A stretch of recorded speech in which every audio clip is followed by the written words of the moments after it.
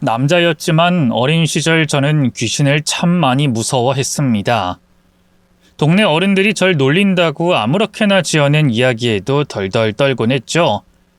특히나 화장실 가는 게 너무 무서워서 잠든 어머니를 몇 번이나 깨울 정도였고요. 그런데 그때 어머니는 이런 이야기를 하셨죠. 귀신은 하나도 안 무섭다. 무서운 건 사람이다. 솔직히 그 이야기가 와닿진 않았습니다. 성인이 된 이후에도 가끔 TV 프로그램에서 방영하는 무서운 범죄자들을 보면서 언뜻 떠오르곤 했지만 그렇다고 제 주변에 그런 일이 벌어진 적은 없었으니까요. 하지만 지금 어느덧 40대 후반이 된 저는 그 말에 너무나 공감하고 있습니다. 아마도 섬뜩하고 너무나 소름 끼치는 이 일을 겪었기 때문이겠죠. 일단 이야기를 하자면 제 어린 시절로 거슬러 올라가야 합니다. 저희 아버지는 군인이셨어요. 이른 아침마다 저는 아버지가 군복을 입는 모습을 봤죠. 각이 잘 잡힌 군복과 군복이 너무나 잘 어울리는 아버지. 정확한 시간에 식사를 끝낸 후에 출근하는 아버지에게 인사를 드리는 것이 제 하루의 시작이었습니다. 아빠 잘 다녀와, 안녕. 발음도 서투른 제 어깨를 잡고 아버지는 이렇게 정정했죠. 현석아, 정확히 똑바로 아버지라고 해야지. 잘 다녀오십시오라고 해야지. 다시. 아빠 잘 다녀오시세요. 똑바로 하라고 했잖아. 오늘부터 계속 연습해라. 나중에 검사할 거야. 알았지? 네. 헌데 그때 제 나이 고작 5살이었습니다. 졸린 눈도 제대로 뜨지 못한 어린 아이에게까지도 아버진 너무 엄격하셨죠. 당연히 어머니에게도 마찬가지였습니다. 남자는 하늘, 여자는 땅이라는 가치관으로 아버지의 말을 도중에 끊는 것만으로도 난리가 났죠. 식사 시간 역시도 마찬가지였어요. 뭐 하다가 보면 어떤 건 좀 늦을 수도 있는데 애초에 그게 허용되지도 않았습니다.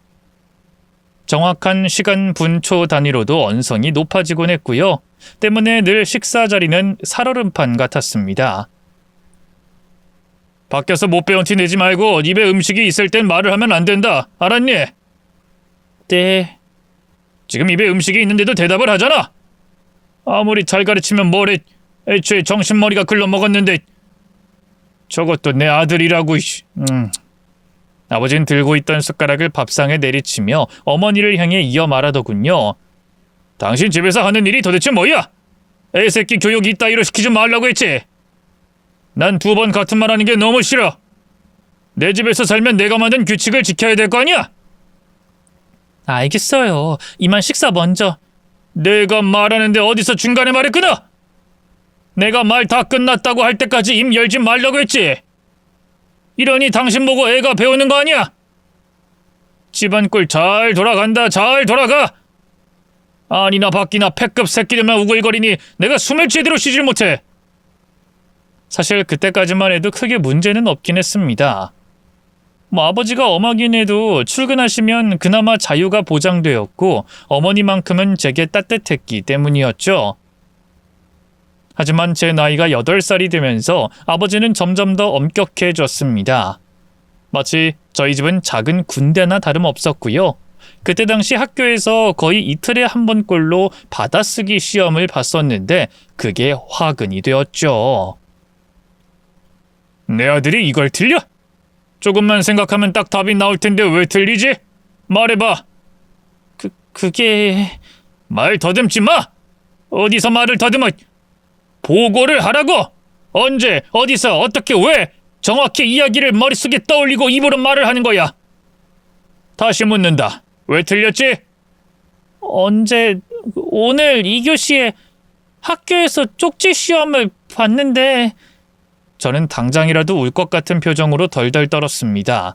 그러자 아버지는 그런 저를 끌고 안방으로 데리고 갔죠. 그리고는 기마 자세로 벽을 보고 있는 벌을 받아야 했습니다. 처음에는 10분이었지만 나중엔 그게 늘어나서 1시간까지도 갔죠. 저를 직접적으로 때리진 않았지만 그 벌은 어린 저에게는 확실히 가혹했습니다. 뿐만 아니라 10살이 된 이후에는 운동장을 달리는 벌도 추가되었고요. 문제는 점점 제가 위축이 되었다는 겁니다. 잘 말하면 넘어갈 수 있는 것도 말을 더듬기 시작했고 아버지 앞에서는 머릿속이 하얗게 됐다는 거죠. 아버지는 그런 제가 불량품이라는 식으로 말하곤 했어요. 그리고 그 원인은 모두 어머니에게 전가했죠. 당신이 애를 똑바로 가르쳤으면 저런 불량품이 되진 않았지. 오냐오냐 하면서 애 하고 싶은 거 다 하게 해주니까 현석이가 저 모양 저꼴이 된 거 아니냐고. 네, 아버지까지 거슬러 올라가도 우리 집안에 말더듬이는 없었어. 알아? 현석이 아직 어려요. 조금만 기다려주고 잘 대해주면. 이 이상으로 얼마나 더 잘 대해줘? 내가 매를 들기를 했어? 아니면 욕을 했어? 난 충분히 기다렸어. 그리고 12살이면 어린 거 아니야? 당장 내후년이면 중학생이 되는 나이인데 성적도 저 모양이고 말까지 더듬는 병신이 됐어. 이건 다 자식 교육을 제대로 못 시킨 당신 탓이고. 여보, 제발 제 말 좀 들어봐요. 그 입 다물어! 누가 말하라고 했어? 누가 허락했냐고? 빌어먹을 집구석. 감히 여자가 남자가 말을 하는데 끼어들어? 내가 이 꼴 보려고 당신이란 여자랑 결혼한 줄 알아? 친정도 뭣도 아무것도 없는 여자 데리고 사라졌더니 내가 내 무덤을 팠지. 내가 죽일 놈이야. 여보, 제가 애한테 다시 잘 설명할게요. 네? 설명? 우리 집에 있는 규칙이 뭐 얼마나 많다고 그것도 제대로 못해. 제 시간에 식사, 아들 교육, 그거 2개야. 당신한테 바라는 게 내가 많기나 해? 이 정도면 모시고 사는 수준이지. 다른 집 여자들은 우리 집 부러워해. 근데 그것도 못해서 매번 아휴, 지겹다. 진짜 지겨워. 잘못했어요. 제가 다시 가르칠게요. 네? 아니, 이젠 내가 가르쳐. 저놈은 정신머리가 썩었어. 건강한 육체에 건강한 정신이야. 말 더듬는 거? 그거 내가 싹 다 고쳐줄 테니 당신은 끼어들 생각도 하지 마. 내가 손 놓고 기다린 것도 10년이 넘었어. 내가 나서는 게 차라리 편하지. 아버지에게는 10년의 계획이 있었습니다. 제가 어느 대학에 들어갈 것이고 뭘 해야 하는지에 대한 계획이었죠. 본인은 집안이 가난해서 군대에 들어왔지만 자신의 아들만큼은 제대로 판검사를 만들겠다는 포부가 있었습니다. 물론 거기에는 제 의견은 들어있지 않았고요. 앞으로 아빠가 매일 할 공부 분량을 체크할 거다. 그리고 시험 볼 거야. 만약에 네가 그걸 하지 못한다면 넌 잠 못 잔다.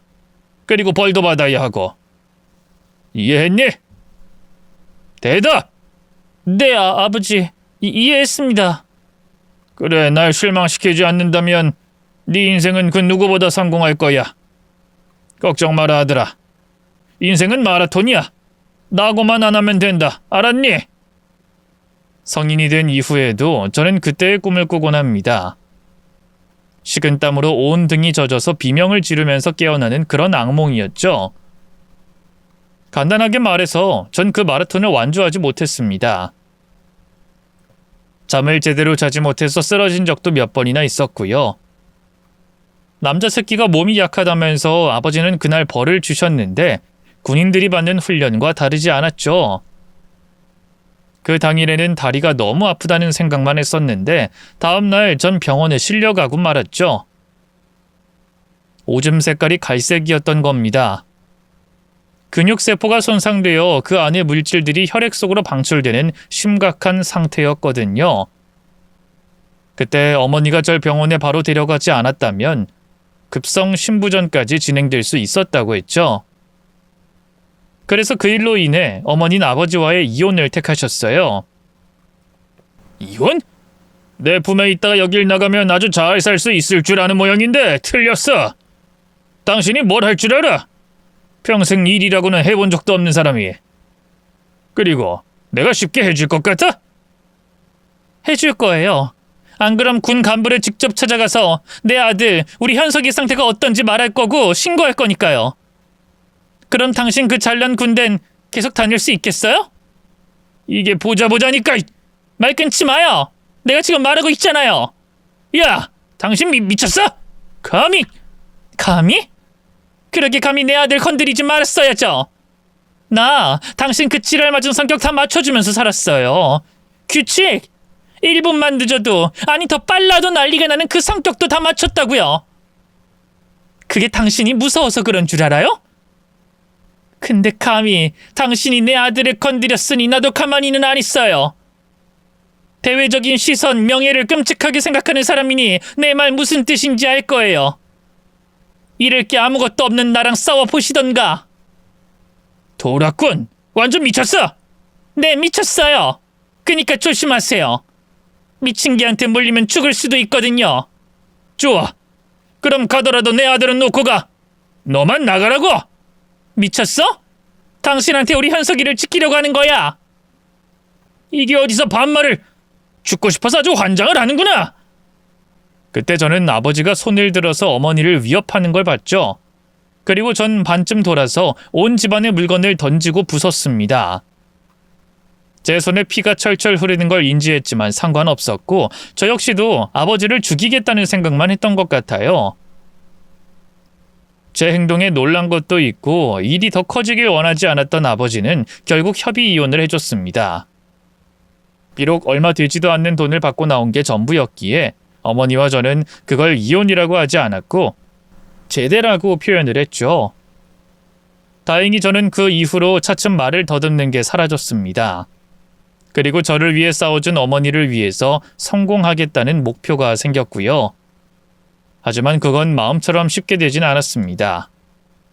어머니 역시 무려 20년 가까이 제 뒷바라지를 해야 했으니까 말이죠.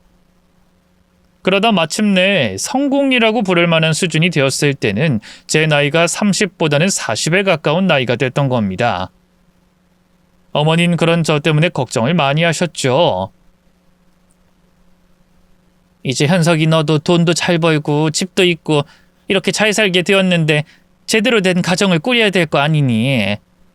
아무리 요즘에 다들 늦게 한다고 해도 너무 늦지 않았니? 차차 하면 되죠. 급할 게 있어요?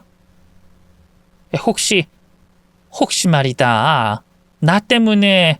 엄마랑 무슨 상관이 있다고요. 그냥 제가 바쁘고 시간이 없어서 그런 거죠. 걱정 마세요. 조만간 좋은 사람 데리고 올 테니까요. 그래. 뭐 네가 그렇다고 하면 그런 거지.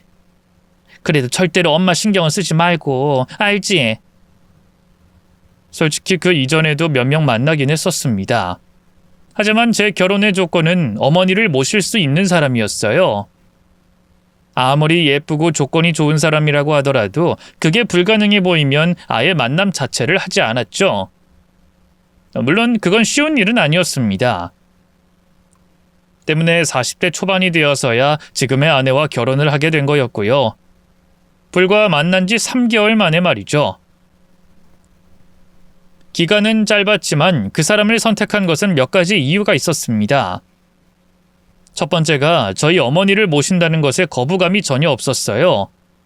또 본인 또한 홀어머니를 모시고 살았었기에 저와 공통점도 많았죠. 거기다가 성격도 제가 바라던 이상형에 가까웠습니다. 감성보다는 이성적이고 정확히 자신이 원하는 걸 말하는 그런 사람이었으니까요. 빙빙 돌려서 말하거나 알아달라고 시위를 하지도 않았죠. 실제로 결혼 이야기가 나왔을 당시 그 사람이 건 조건은 딱 하나였습니다. 난 결혼하면 바로 아이를 가질 생각이야. 아무래도 오빠도 그렇지만 내 나이도 30대 후반이니까 가장 급한 문제라고 생각하거든. 오빠 생각은 어때? 나야 좋지. 근데 정석이 너 회사도 다니고 있잖아. 회사 그만둘 거야? 아니, 회사는 계속 나갈 거야. 난 집에서 애나 키우면서 살고 싶지 않으니까. 필요하다면 사람을 써야겠지? 난 그래서 오빠 조건이 좋아. 돈 잘 벌고 집도 있고 그래서 걱정할 게 없으니까. 하지만 나도 조건은 있어. 우리 엄마한테 다달이 용돈을 주면 좋겠어. 이전부터 내가 늘 하던 거지만 그걸 오빠가 해주면 난 부담을 덜 수 있을 테니까. 물론 그건 나도 생각하고 있었어. 얼마를 드려야 할까? 200? 그 정도면 될 것 같아.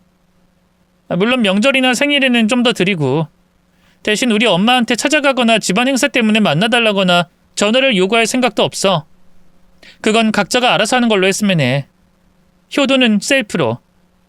물론 난 시어머니를 내 어머니처럼 모실 거고. 어때? 난 괜찮아. 오히려 너무 괜찮아서 좀 놀랐어. 그래도 정석이 너희 어머님이 결혼하면 장모님이 될 텐데 자주 찾아가고 인사드리고 하는 건 당연히 해야 되는 거 아니야? 아니, 그건 내가 원하지 않아. 오빠가 바쁘고 바쁜 만큼 돈을 벌어오니 난 뭐든 이해할 거거든.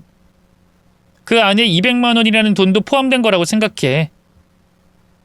정성이 눈에 보이는 것도 아니고 정성을 다한다고 진심이라고 생각되지도 않거든. 우린 각자의 위치에서 최선을 다하면 된다고 생각해. 다른 사람들은 어떨지 몰라도 제게는 꽤 좋은 조건이긴 했습니다.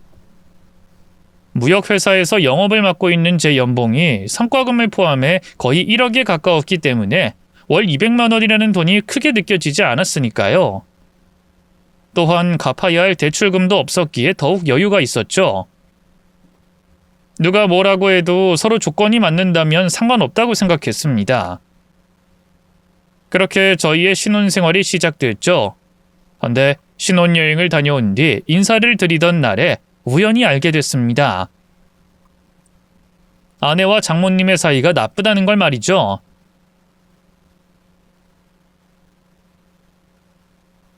그래도 사이가 왔는데 제대로 반찬 만들어서 식사를 대접해야 되는 거 아니야?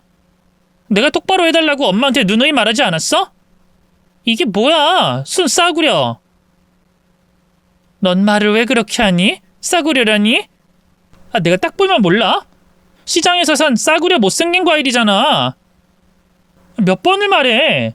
저 사람 집은 좀 사니까 남편이랑 같이 오면 이런 짓 좀 하지 말고 백화점에서 사라고. 백화점? 거기 과일은 맛이 다르다니? 못생겨도 맛이 있는 건데 이게 뭐 어때서? 그러니까 엄마가 평생 가난하게 사는 거야. 딱 그 수준으로 생각하니까 그렇게 사는 거라고. 거짓처럼. 너? 아니다, 됐다. 그만하자. 박서방 듣는다. 제가 제대로 들은 건 딱 여기까지였습니다. 그 뒤에도 더 싸운 것 같았지만 목소리가 작아서 들리지 않았고요. 솔직히 그때 엄청나게 아내에게 실망스러웠죠.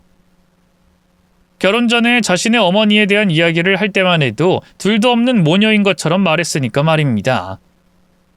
그래서 저는 그날 저녁에 차를 타고 돌아오는 길에 두 사람의 말소리를 들었다고 솔직하게 털어놨죠. 헌데 그때 아내의 반응은 대수롭지 않는 이야기인 듯 어깨만 으쓱했습니다. 그래, 어차피 알게 됐다니까 어쩔 수 없지 뭐.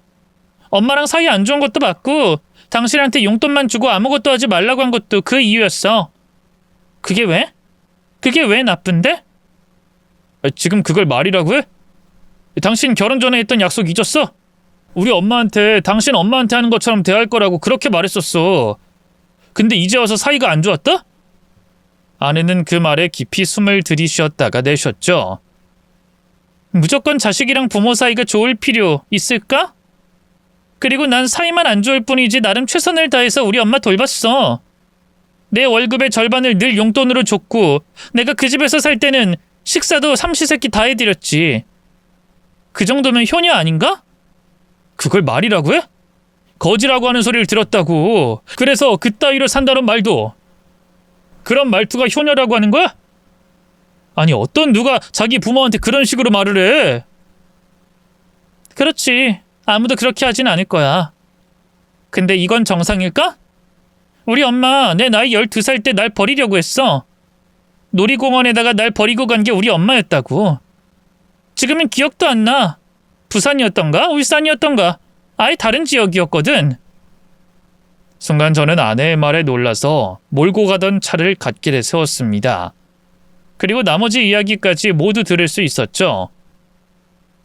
부모님이 이혼한 뒤에 장모님과 단둘이 살던 아내는 2번이나 버림을 당할 뻔했다고 했습니다. 한 번은 장모님이 아예 아내를 두고 집을 나가버렸고 또 한 번은 바로 그 놀이공원에 두고 떠난 거였죠. 그래서 아내는 그런 장모님을 미워했지만 자식으로의 도리는 다 하려고 했다고 했습니다. 아마 그 이야기를 들었다면 누구나 아무 말도 못했을 거예요. 저 역시도 그랬습니다. 섣부르게 판단하고 비난했던 게 부끄러웠죠. 진짜 미안해. 난 몰랐어. 왜 진작에 말을 안 했어? 말하면? 예전엔 말했지. 근데 다들 그러더라. 그럼 어머니를 버리라고. 절연하라고. 근데 난 그거 못하거든. 엄마한테 난 버리고 싶은 딸일지 몰라도 내가 살가운 성격도 아니니까 그럴 수 있지. 근데 난 엄마처럼 살기 싫어. 그래서 자식의 도리를 다 하고 싶은 거고. 저는 그런 아내의 손을 잡으며 부드럽게 말했습니다. 난 그런 말 안 할게. 진짜 고생 많았겠다. 마음의 상처도 컸을 것 같아. 한참 지난 일인데 뭐. 그래도 당신은 이해해줘. 내가 엄마한테 가끔 나쁘게 구는 거 말이야. 그리고 우리 엄마 용돈도 그대로 주고. 난 엄마가 고생을 덜 했으면 좋겠거든. 무슨 의미인지 당신은 이해하지? 그리고 걱정 마. 어머님도 난 잘 돌볼 거야. 그래, 각자의 위치에서 최선을 다하자. 그 말이지? 이해했어. 나도 그럴게. 솔직히 말하면 장모님이 너무 싫어졌습니다. 아내를 버리려고 했다는 것도 나빴지만 꼭 우리 아버지를 보는 그런 느낌이 들었거든요. 어린 시절에 겪었던 일이 성인이 된 이후까지도 사람을 괴롭게 만드는 걸 알았기에 더더욱 그런 장모님을 용서하지 못했죠. 그래서 저는 정말 용돈을 정기적으로 통장에 입금해 주는 것 외에는 명절에도 생신에도 찾아가지 않게 됐습니다. 아무래도 그런 일이 길어지니 저희 어머니까지 알게 되었고요. 가족여행에서도 늘 뒷전으로 빠지는 게 의문스러워 제게 물어보셔서 결국 솔직하게 털어놔야 했습니다. 아이, 사람 그렇게 안 봤는데 어쩜 그런 일이 다 있니? 정숙이 그 아이가 상처가 많이 컸겠다. 저도 그렇게 생각해요. 우리 아빠도 이상했는데 자식을 어디 버리고 온 적은 없잖아요. 집착을 했으면 했지 상상이나 했겠어요? 워낙 표현을 안 하니? 우리가 더 잘해주면 되지 않겠니? 나도 노력하마. 그리고 그 아이 앞에서는 앞으로 사부인 이야기는 꺼내지 않을게. 고마워요, 이해해줘서. 우리만큼 가족 문제 복잡한 거 잘 이해하는 사람이 어딨니? 아파본 사람만이 고통을 이해할 수 있는 거야. 너도 최대한 잘해. 돈 벌어서 어디에 쓰겠니? 알았지? 네, 그럴게요. 아내한테 정말 잘할게요. 오히려 그 일을 알게 된 이후 저와 아내의 사이, 또 아내와 어머니의 사이는 더욱 돈독해졌습니다. 어머니는 집안일 전부를 본인이 다 맡아서 하셨고 저 역시도 그걸 도왔죠. 그런 이유 때문인지 아내는 그토록 원하던 임신까지 성공할 수 있었습니다. 정말로 꿈만 같은 일이었죠. 나이 40이 넘은 늦은 결혼에 바로 아이까지 임신을 했으니 걱정할 거라고는 아무것도 없었습니다. 태어날 아이를 위해서 건강관리를 하는 것 정도가 전부였으니까요. 특히나 저희 어머니는 진심으로 기뻐하셨는데 고급 산후조리원에 아내가 원하는 명품 가방까지 사주셨죠. 마음을 담고 싶다면서 제가 드린 용돈에서 쓴 게 아니라 이전에 모으셨던 적금으로만 쓰신 거였습니다. 아내 역시 그런 어머니에게 무척 감동을 했더군요. 산후조리원 등록하러 갔는데 얼마나 좋은지 눈이 돌아가겠더라. 그리고 명품 가방도 최고였어. 우리 엄마가 어머님 정도만 됐어도 좋았을 텐데. 그렇게 생각해준다면 좋지. 칭찬 맞지? 당연히 칭찬이지. 심지어 우리 엄마는 나 아이 낳으면 절대로 봐줄 생각이 없다고 하셨는데 어머님은 달라. 어머님은 아이 낳으면 바로 본인이 돌봐주신다고 일하러 가고 싶을 때 언제든지 가라고 하시더라. 당신은 진짜 어머니 복은 타고났어. 감사해야 한다고. 알지? 나도 늘 감사해. 아내는 우리가 누리는 모든 것에 만족했습니다.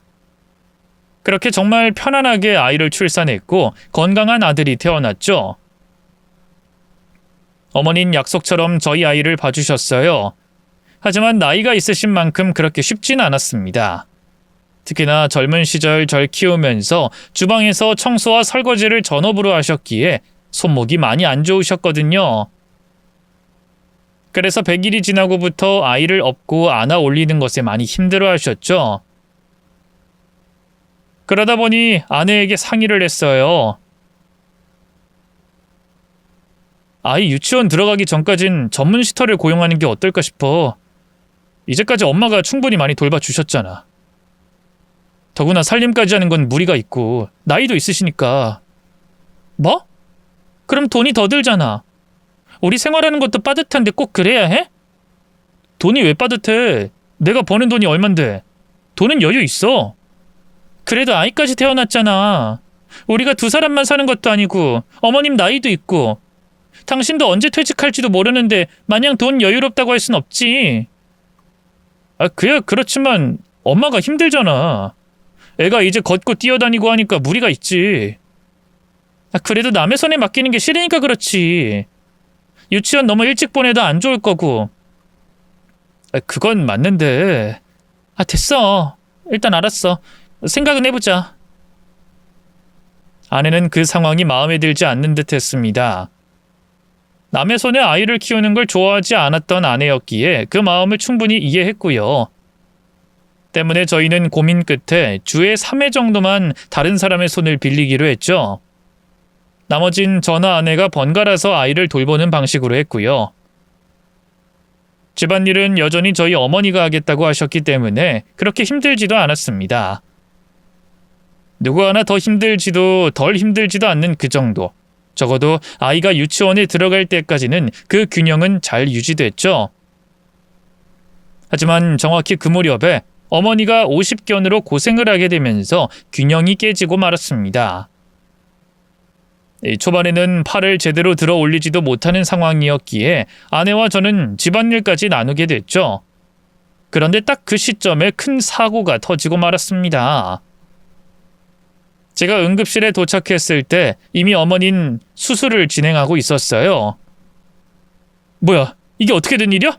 정확하게 설명해. 그게 유치원에서 비눗방울 놀이를 했나 봐. 그걸 가지고 와서 화장실에 버린 것 같아. 이 바닥이 미끄러운 상태로 어머님이 들어가다가 그만. 아무래도 팔이 안 좋으니까 그냥 미끄러진 것 같아. 머리랑 허리를 크게 다쳤다고 하더라고. 뭐? 당신은 오늘 일 쉬잖아. 집에서 도대체 뭘 한 거야? 애를 똑바로 봤어야지. 왜 나한테 그래? 내가 잘못했어? 잘못이지 그럼. 애가 아무리 그걸 가지고 놀아도 치우는 건 옆에서 봐줬어야 할 거 아니야. 엄마라면 그 정도는 당연한 거 아니야? 애가 그럴 수 있는 거잖아. 그냥 사고였다고 사고. 애한테도 그렇게 강압적으로 말할 거야? 실수를 인지했으면 그러지 말라고 하고 넘어가야지. 이런 식이면 당신 아버님이랑 당신이랑 뭐가 달라? 왜 모든 걸 엄마 책임이라고 하는지 모르겠다. 순간 전 아차 싶었고 호흡을 가다듬고는 사과했죠. 그래, 미안. 내가 미안해, 화내서. 엄마가 다쳤다는 말에 나도 모르게 날카로워졌어. 됐어. 의사 선생님이랑 상의해. 난 애랑 수술실 앞에 지키고 있을 테니까. 그때 아내에게 정말로 미안했습니다. 저도 놀라긴 했겠지만 사고 현장을 직접 보고 신고하고 아이까지 챙겨서 병원에 온 아내 역시 마찬가지였을 테니까요. 그런데 저는 오래전 아버지처럼 모든 걸 아내의 탓으로 했으니 그 죄책감이 너무나 컸죠. 하지만 그때는 솔직히 정신은 없었어요. 수술이 잘 끝났다곤 했는데 바로 깨어나지 못하는 어머니 때문에 속은 새카맣게 타들어갔습니다. 의사 선생님은 약간 늦어지는 거라고 좀 더 두고 보자고 저를 안심시켰지만 어쩔 수 없었어요. 더욱이 제가 하필이면 출장을 앞두고 있던 상황이었기에 미칠 것 같았죠. 그때 아내가 제 손을 잡고 말하더군요. 내가 일 잠깐 쉬면서 어머님 케어할게. 우리 아들도 내가 돌보고. 그니까 당신은 당신이 할 일을 해. 어머님도 중요하지만 당신 일, 그게 있어야 우리 가족들도 지키는 거야. 그래도 출장은 잠깐 미루던가 아니면 회사에 사정을 설명해서. 나 못 믿어? 믿고 다녀와. 부부는 하나야. 당신이 여기 있어도 내가 여기 있어도 똑같다고. 중요한 일이라고 하지 않았어? 그럼 가야지. 해외 출장이고 바이어 미팅이 있는 자리에 그걸 주도하는 사람이 빠지는 거 프로답지 못해. 이성적으로 생각해봐, 응? 그래, 그럼 내가 최대한 빨리 올게. 당신이 잘 돌봐줘, 알았지? 걱정 말라니까? 내가 짐 싸는 거 도울게. 가서 어머님 옷이랑 속옷도 챙겨야지. 결혼이라는 거 참 잘했구나. 그때 그렇게 생각했습니다. 만약에 혼자였다면 어머니가 그런 사고를 당했을 때 제 시간에 병원조차 가지 못했을 테니까요. 그런 아내에게 너무 고마워서 눈물이 나는 걸 겨우 참았죠. 그렇게 저는 출장길에 올랐어요. 다행히 다른 팀원들의 배려로 일이 끝나는 즉시 저는 귀국을 하기로 했습니다. 거의 매일 같은 시간에 아내에게 전화가 왔는데 어머님도 깨어나고 별 문제 없다는 이야기도 들었고요. 그런데 저는 예전보다 더 일찍 한국으로 들어가는 비행기에 올라야 했죠. 바로 병원에서 걸려온 전화 때문이었습니다. 처음에는 보이스피싱인가 했었어요. 말이 되지 않는 내용이었기 때문에 전 날카롭게 대꾸했죠. 할 짓도 없으신 모양인데 저 병원에 계신 어머니 깨어났다는 거 알고 있거든요? 이런 장난치지 말고 정당하게 돈 벌어서 생활하세요. 부끄럽지도 않습니까? 아, 저기요. 박현석 씨. 보이스피싱 아니고요. 여기 병원 맞습니다. 아, 네네. 그러시겠죠. 아닌 거 알겠네요. 두 번은 말씀 더 안 드릴게요. 보이스피싱이라면 제가 돈을 요구했겠지. 어머님 상태 이야기를 왜 하겠습니까? 막말로 제가 계좌 이야기를 했어요? 아니면 어디로 입금이라도 해야 한다. 그래야만 수술을 해야 한다고 했어요? 그건... 봐요. 아니죠. 그럼 보이스피싱도 아니겠죠? 보호자가 오셔서 수술 동의를 해주셔야 한다고요. 검사를 해보니까 뇌에 미세한 출혈이 있어요. 자세한 건 오셔서 담당이한테 설명 들으시고요. 보호자는 보이지도 않고 당장 급한데 어쩌실 거냐고 물어본 겁니다. 네? 하지만 거기 제 아내가 지키고 있을 거라고. 네, 안 보이시고 저희 연락도 안 받으세요. 저도 보고받은 걸 전달 드리는 거예요. 해외 출장 중이시라면 주변의 다른 분들에게라도 연락해 주시고 수술 동의 받아야 한다고요. 아셨어요? 최대한 빨리 좀 진행 부탁드립니다. 지금 당장 확인하셔야 합니다. 비행기에 타기 전에 전 지방에 사시던 이모에게 연락을 해서 상황을 설명했고 이모는 가까운 곳에 사는 아들에게 연락을 해서 급하게 수술 동의를 할 수 있었습니다. 그렇게 몇 시간에 걸쳐 정신없이 병원에 도착했을 때 이모는 절 보자마자 제 뺨을 때렸죠. 너 우리 언니를 어떻게 한 거야? 이 망할 놈. 너 형부랑 똑같은 짓 해? 아니지. 너희 형부는 성질나면 뭘 던져서 그렇지 이렇게나 안 했어. 미친놈. 죽어라. 차라리 죽어. 그게 무슨 말씀이세요, 이모? 내가 기가 차서 엄마 하면서 잘 모시고 사는 줄 알았더니 우리 언니 몸이 왜 이래? 내가 우리 언니 좀 닦아주려고 했다가 기겁을 했어. 이게 뭐냐고? 그곳에는 의사와 간호사도 좋지 않은 표정으로 서 있었습니다. 그리고 이모가 이불을 들춰낸 순간 저희 어머니 다리에는 검붉은 멍자국이 아주 빼곡하게 나 있었죠. 저도 너무 놀랐지만 그럼에도 어머니가 넘어져서 사고가 났다는 게 떠올랐습니다. 사고 날 때 다친 거 아닌가요? 화장실에서 크게 넘어졌다고 들었어요. 그러자 의사의 표정이 어둡게 바뀌며 저를 경계하듯 말했습니다. 멍이 붉죠? 여긴 또 보라색이고 전체적으로 검붉게 보이지 않나요? 멍은 시간이 지나면 색깔부터 달라집니다. 사고 당시에 다쳤던 부분은 지금은 없거나 거의 푸른색이 돼야 정상이죠. 근데 이 색깔만 보면 2일 혹은 3일 정도 지났다고 볼 수 있죠. 이 부분은 심각한 겁니다. 저희가 알게 된 이상 경찰을 부를 수 있어요. 경찰이라니... 그럼 제가 엄마한테... 아닙니다. 진짜 아니에요. 아니, 부르세요. 차라리 부르면 되죠. 엄마 깨어나면 어차피 알게 될 거 아닙니까? 의식이 없는 환자가 깨어나도 알 수 없을 겁니다. 아드님이신 보호자분은 해외에 있으셨다고 하셨죠? 그럼 다른 보호자는 어디 있습니까? 제대로 확인받아야 됩니다, 이거. 아내와는 그 일이 있고 7시간이나 지난 후에 연락이 닿았습니다. 아내는 급한 일이 있어서 잠깐 자리를 비웠다고 했고 저는 바로 어머니에게 일어난 일을 설명하고 오라고 했죠. 그리고 병원엔 결국 경찰까지 찾아왔어요. 의사는 그게 가정폭력이라고 생각하고 경찰에 신고를 한 거였습니다. 그런데 경찰이 묻자 아내는 바로 제 아들이 그랬다고 말을 하더군요. 6살 아이가 그랬다는 겁니까? 네, 제가 물어보니 그렇다고 하더라고요. 할머니가 눈을 안 뜨니까 일어나라고 그런 모양이에요. 제가 단단히 교육을 시켰어야 했는데 아이라서 아무것도 몰라요. 아이한테 직접 물어보셔도 좋아요. 다만 너무 혼은 내지 말아주세요. 제가 이미 혼냈거든요. 너무 어이없게도 아들은 본인이 한 게 맞다고 경찰에게 직접 말했습니다.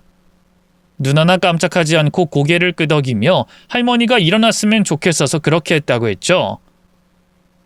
결국 경찰은 별다른 혐의가 없는 것 같다며 돌아갔고 저는 그 상황에 대해서 아내에게 설명을 요구했어요.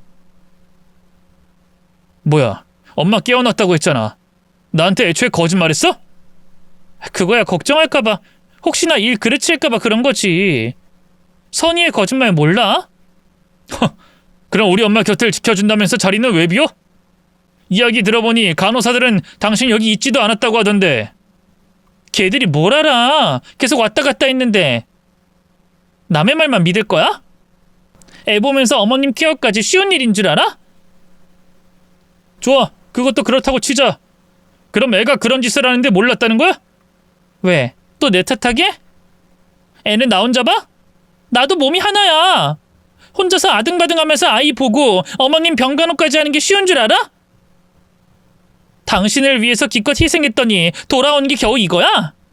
진짜 어이가 없네. 당분간 우리 좀 떨어져서 지내자. 그게 좋겠어. 여보! 어쩜 날 의심할 수가 있어? 난 그것도 불쾌해. 내가 왜 어머님한테 그런 짓을 하겠냐고. 경찰이 날 추궁할 때 난 모욕감을 느꼈어. 알아서 잘해봐. 아내가 화를 내자 미안하다고는 했지만 혼자서 어머님 병실을 지키면서 문득 전 뭔가 이상하다고 생각을 했습니다. 특히나 그 병원의 침대는 너무나 높았기에 제 아들의 손이 닿지 않는 높이였죠. 누군가 올려줬으면 모를까 절대로 어머니의 다리, 허벅지, 팔까지 꼬집을 수 있을 것 같진 않았습니다. 또한 사고 이후에 척추와 다리 수술까지 진행을 해서 보조장치까지 달린 침대에 아이가 올라가 있을 공간도 없었고요. 그렇게 생각하니 아들의 반응 역시도 이상했습니다. 어린 시절 아버지가 윽박을 지를 때마다 몇 번은 무서워서 거짓말을 하곤 했어요. 나름의 방어였고 어린 아이들이 흔히 할 수 있는 것이기도 했죠. 헌데 아들은 경찰 앞에서도 너무나 당당했던 겁니다. 마치 본인이 그랬다는 걸 증명이라도 하려는 듯 꼬집는 신용을 하면서 말이죠. 답답한 마음에 저는 그 길로 장모님에게 연락을 했어요. 그랬더니 본인이 일을 하는 곳으로 와달라고 했죠. 그때 결혼 후 처음으로 장모님이 일을 한다는 걸 알게 된 겁니다. 그것도 모텔에서 말이죠. 여기서 일하시는 거 몰랐어요. 내세울 만한 직업은 아니니 굳이 말은 안 했어. 이 나이에 일 시켜주는 곳이 드물어서 나도 어쩔 수 없이 카운터도 보고 청소도 하고 그러는 거지. 그렇게 해야 먹고 살 거 아닌가. 굳이 힘들게 일을 하실 필요가 있으세요? 그래도 저도 안 해도 용돈을 드리는데. 제 말에 장모님은 씁쓸하게 웃었습니다. 난 그런 거 받은 적 없어. 누가 그러나? 내 딸? 됐고, 자네 날 왜 찾아왔어? 난 그게 궁금해서 이리로 부른 거야. 딱 본론만 말하게. 내 딸이 문제인 거지? 저는 그 말에 적잖이 당황했지만 그럼에도 솔직하게 말했죠. 아니, 저희 어머니가 크게 다치셨는데 제 아들이 그렇게 만들었다고 들었어요. 설마 그것도 유전이 되는 건가? 네? 무슨 어떤 걸 말씀하시는 건지. 그 있잖아, 소시오팩트인가 뭔가. 뭐였지? 소시오패스요? 제가 그렇다는 건가요? 아님 저희 어머니요? 자네도 그거야? 난 그런 건 모르겠고 내 딸이랑 손자 말한 거야. 그것도 유전이 되면 그럴 수 있다 이렇게 말한 거고. 저는 어색하게 웃었죠. 도대체 무슨 말씀을 하시는 건지. 유전이라면 제 아내가 소시오패스라는 건가요? 나도 잘 몰라. 정확히 검사를 받아봐야겠지만 유튜브에서 내가 그걸 들었어. 그 순간부터 알겠더라고. 내 딸이 정상이 아니라는 걸. 그럼 손자도 마찬가지일 테니 가능성이 있지. 솔직히 그 말을 듣는데 울컥했죠. 장모님, 말씀이 너무 심하시네요. 그거 욕입니다, 욕. 저 그런 말씀 드리려고 만나자고 한 게 아니고요. 무엇보다 저도 알고 있어요. 제 아내랑 장모님 사이 안 좋은 거요. 어릴 때 버린 거 그거 말하는 건가? 네, 그렇게 당당하게 이야기하실 줄은 몰랐네요. 솔직히 놀랍습니다. 사실인데 그럼 어쩌나? 나라고 그냥 그랬을 것 같아? 내 자식을? 내 속으로 낳은 그 아이를 버리지 못해서 미친 사람처럼 보여? 아니야. 자네 잘못 봤어. 내가 그 아이를 떠나려고 한 건 그 아이가 싫어서가 아니라 무서워서 그랬어. 무서워서. 내가 살고 싶어서. 그게 무슨... 처음엔 괜찮았어. 똑똑한데 좀 특이하고 이기적인 성격이라고만 생각했지. 지밖에 모르는 건지 아빠랑 똑같아서 오냐오냐 외동딸로 키워서 그렇다고 이해했어. 근데 걔가 12살인가 11살일 때부터 이상해지더라고. 애가 뭘 자꾸 죽여. 작은 동물을 죽였다고. 장모님은 괴롭다는 듯 그때를 떠올리며 설명을 더해 주셨습니다. 처음 시작은 이혼을 한 장인어른이 키우던 물고기였다고 했죠. 커다란 수조에서 그것들의 먹이를 주고 아끼고 보살피며 그렇게 키웠다고 했습니다.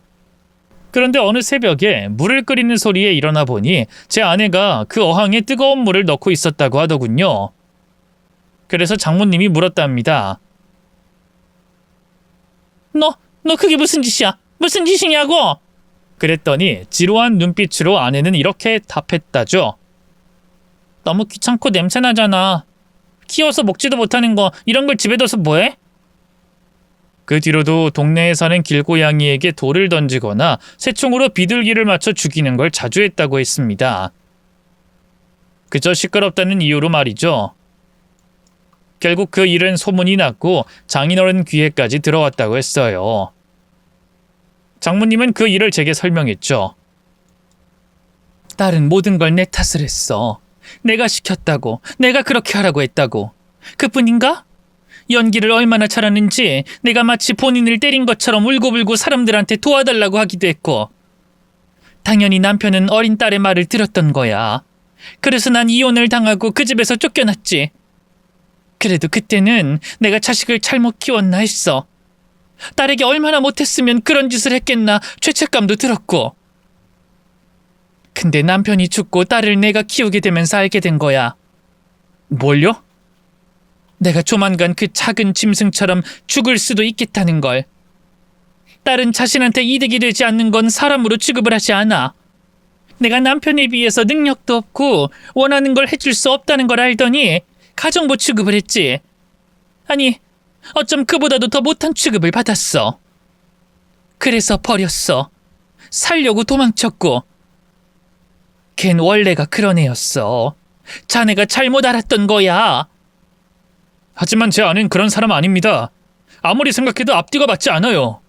그래? 그럼 자네는 쓸모가 있었겠지. 쓸모가 없어지면 알게 될 거야. 내가 무슨 말을 하는지. 마지막 장모님의 말에 전 온몸에 소름이 끼쳤습니다. 생각해보니 어머니가 다치시기 전에가 저희 집에서 아무 일도 하지 않을 때였으니까요. 그럼에도 저는 설마 했습니다.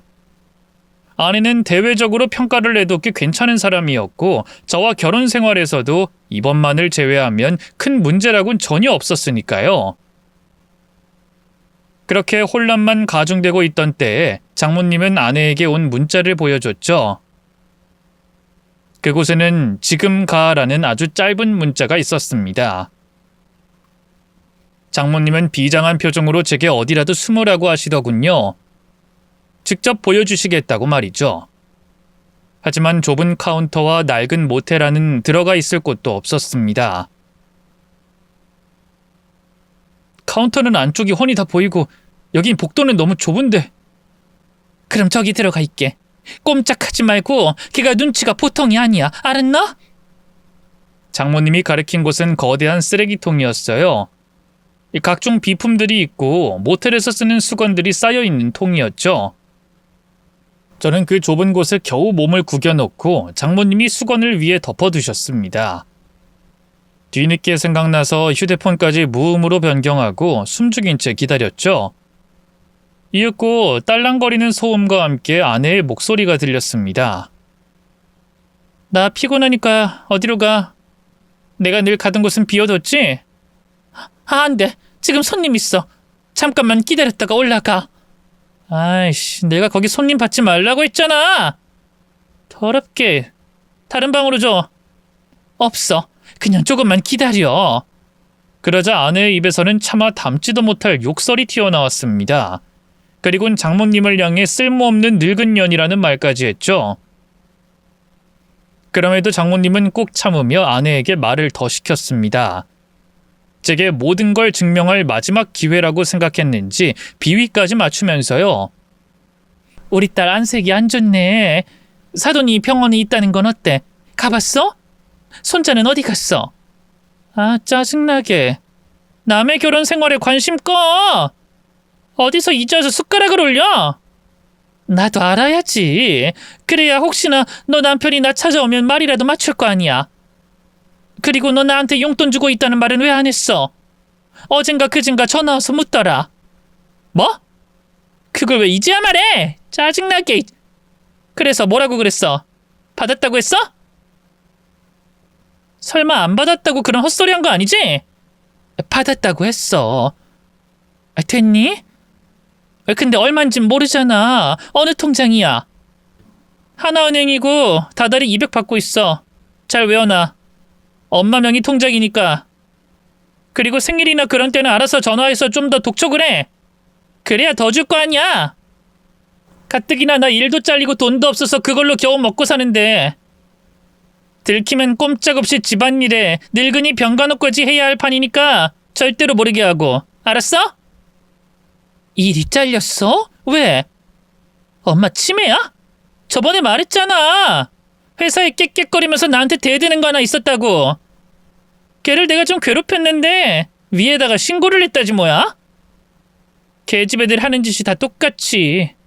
가서 눈물이라도 흘리면서 엉덩이라도 흔들었겠지. 다시 만나면 내가 그냥 죽일 거야. 너 솔직히 말해봐. 사돈 사고 그건 너지? 오늘따라 왜 그래 엄마? 난 말이야 엄마가 사람을 죽였다고 해도 별 신경도 안 써. 그니까 엄마도 나한테 관심 가지지 마. 이런 거 묻는 것도 하지 말고. 혹시 휴대폰으로 녹음이라도 해? 그래서 나한테 오늘따라 말 걸고 질척거리는 건가? 보자. 휴대폰 내놔. 뭐? 내놓으라고 휴대폰! 확 불질러버리기 전에. 잠깐의 침묵 속에서 저는 숨조차 참고 있었습니다. 그리고 그때 알았죠.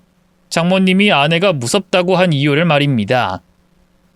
아내는 진짜로 장모님의 휴대폰을 확인했는지 다시 말했죠. 진짜 아니네? 근데 녹음하는 것도 아니면서 왜 그렇게 말이 많았지? 진짜 궁금해?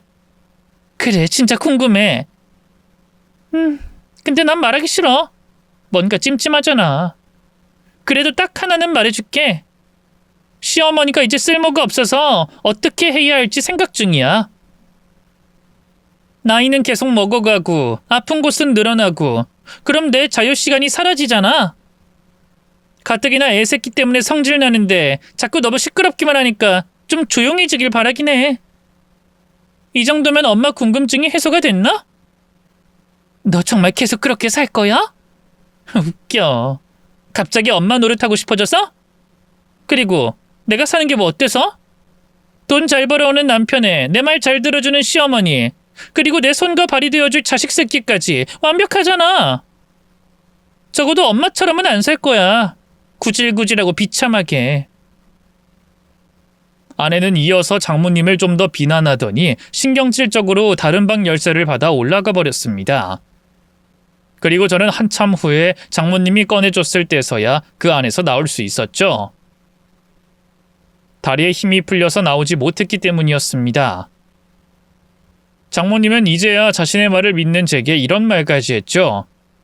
이혼해. 구질구질하게 하지 말고 그냥 적당히 돈 주고 떨쳐버려. 저런 인간이랑 엮이지 말라는 말이야. 그리고 손자, 자네 아이가 아닐 수도 있어. 이곳에서 다른 남자들 만나온 게 한두 번이 아니니 자네라도 도망치게. 내가 못했던 거 자네는 해야 살아. 알겠나? 하지만 그게 사실이면 고소를 해야, 아니 소송도 해야죠. 이혼 취소도 가능하고. 가능은 하겠지. 근데 고소는 접어. 소송도 피하고. 다른 건 몰라도 걔가 절대 증거를 남길 애가 아니야. 자네는 내가 바보로 보여? 나라고 그냥 당했겠어? 그런 식으로 시간 끌면 자네도 자네 엄마도 무사하지 못해. 내 딸이지만 저건 사람 새끼가 아니라고. 내 말 좀 믿어주게 해. 저는 장모님의 말처럼 아내에게 숙였습니다. 멍청하다, 그걸 그렇게 하냐, 이렇게 생각하실 분들이 있을지도 모르지만 그때 아내의 목소리를 실제로 바로 옆에서 들으셨다면 제가 현명했다고 생각하시게 될 겁니다.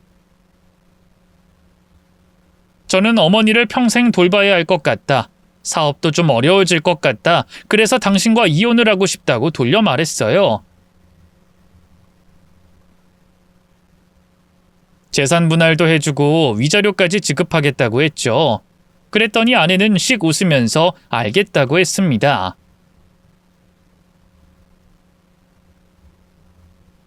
그 표정을 보니 답이 나왔죠. 이 사람에게는 애초에 사랑이라는 개념 자체가 없다는 걸 말입니다. 또한 당연히 아이까지도 포기할 생각이었어요. 이혼 이야기를 꺼내기 전에 몰래 검사를 받으니 장모님 말처럼 진짜로 제 아이가 아니었기 때문이었죠. 헌데 수술 후 깨어난 어머니가 그 상황을 듣고는 저를 설득하시더군요. 아이만은 우리가 봐주자고 말이죠. 엄마, 잘 생각해야 해요. 의심되는 건 그 사람이지만 어쨌든 아들, 아니 그 사람 핏줄이고 하는 짓도 가만 보면 이상해요. 아이 같지가 않아서 이젠 소름이 끼쳐요. 그렇게 생각하고 봐서 그런 거야. 네 아이가 아니라고 생각하니까 안 좋은 부분만 보이는 거고. 더구나 정말 그런 아이가 그 아이의 엄마라면 더더욱 보내면 안 된다. 난 자신 없어요. 진짜 소시오패스면 어쩔 거예요. 확신은 못해도 만약에 그 아이가 엄마 몸을 이렇게 만든 게 맞으면. 그래도 내가 그 아이 어릴 때 똥기저귀 갈면서 키웠어. 다른 애들이랑 다를 게 없었고. 내가 몸 아프고 나서 애 곁에 오래 있지 못했지만 절대 아니야. 절대로 그런 이상한 아이가 아니라고. 다른 남자의 아이라서 그러는 거라면 이해는 하지만 그게 아니라면 우리가 거둬야 해. 그 아이를 위해서라도 잘 생각해봐. 어머닌 그 말과 함께 제 어린 시절의 이야기를 해주셨습니다. 강압적인 아버지 밑에서 훈련을 하듯 살았던 그때, 저 역시도 이상행동을 많이 보였다고 하시더군요. 몽유병도 있었고 폭력적인 성향도 많았다고 했습니다.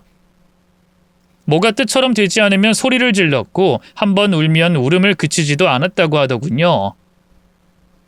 저조차도 기억하지 못하는 그때의 어머니는 제 변화를 보면서 제가 무섭게 느껴진 적도 있었다고 설명하셨죠. 또 정확히 어머니가 이혼을 결정한 건 제 변화 때문이라고 했습니다. 몸이 아픈 것보다 정신적으로 병들어가는 것 때문이었노라 말이죠. 결국 그 이야기 때문에 전 아들을 제가 맡겠다고 했어요. 다행히 아내는 자식을 걸림돌쯤으로 여겼는지 돈 3천의 양육권을 완전 포기했습니다. 미련이라고는 손톱만큼도 없었고요.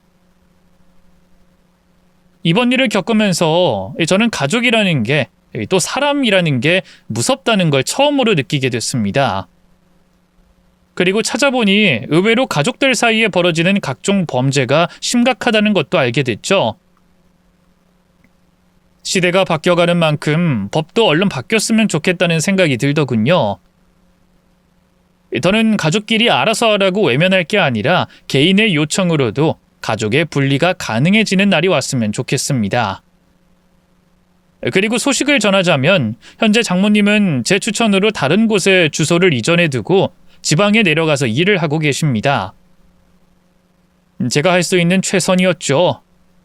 또 아이 역시 잘 크고 있어요. 다만 다른 아이들과 다른 점이 있다면 엄마를 찾지 않는다는 것뿐이었죠. 때문에 병원도 다니고 심리치료도 병행하고 있어요. 아마도 언젠가는 별일 아니었다는 듯 아들과 이전의 이야기를 하게 될 날이 올 거라고 생각하고 있습니다. 그 전까지는 우리 세 식구 함께 잘 살아가 볼 생각이에요. 부디 응원 많이 해주시고 제가 좋은 아빠가 될 수 있도록 조언도 많이 해주셨으면 좋겠습니다. 이 조언에 미리 감사드리며 글을 마치겠습니다. 그럼 수고하세요.